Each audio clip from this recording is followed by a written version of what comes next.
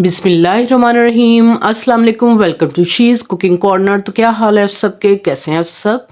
तो जी आज हम अपने किचन में बहुत ही ज़बरदस्त सी रेसिपी बना रहे हैं जो सर्दियों में बहुत ही मुफीद है आपकी हड्डियों के लिए, आपके पट्ठों के लिए।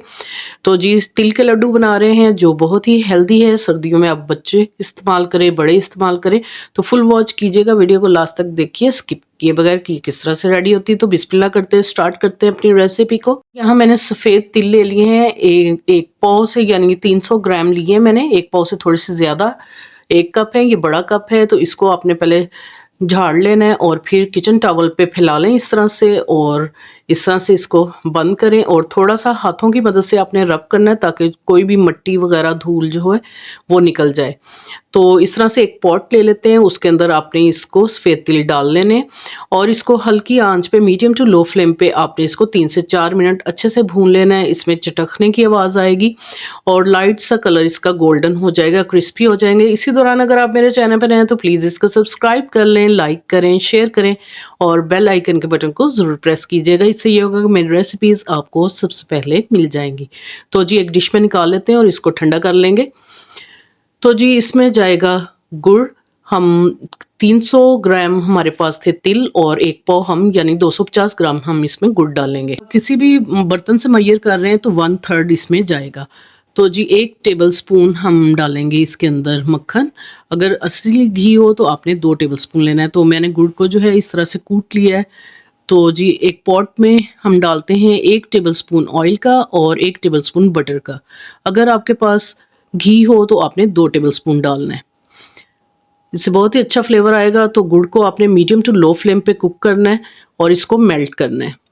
अच्छे से मेल्ट कीजिएगा इसको और हल्की आंच पे आपने इसको पकाना है, ज़्यादा नहीं पकाना। ये देखें ये मेल्ट हो गया गुड़, और जैसे ये थोड़ा सा पकने लगेगा बड़े बड़े से बबल्स आ जाएंगे और झाग सी आ जाएगी ऊपर, तो जी ये फिर रेडी हो जाएगा। आपने इसको ज़्यादा नहीं पकाना। ये देखें ये बबल्स से आ रहे हैं ऊपर और झाग सी आ रही है। तो अब हम एक कटोरी में पानी ले लेंगे और हम इसको चेक कर लेंगे।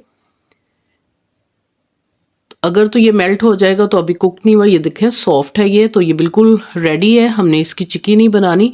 तो जो चिक्की बनाते हैं तो वो क्रंच होता है। तो ये सॉफ्ट है, तो आपने फ्लेम को ऑफ करके जल्दी से आपने जो तिल हैं शामिल करने हैं और अच्छी तरह से आपने इसको मिक्स करना है। ये देखें इस तरह से डो फॉर्म में आ जाएगा ये, और जैसे ये नीम गर्म होगा तो फिर हम इसके जो है लड्डू बना लेंगे। तो जी ठंडा पानी ले लेते हैं, हाथों को हम लगा लेंगे या आप ऑयल भी लगा सकते हैं। तो जैसे ही रूम टेम्परेचर पे आ जाएगा, ज़्यादा ठंडा नहीं होना चाहिए, तो आपने इसके बॉल्स जो हैं बना लेने।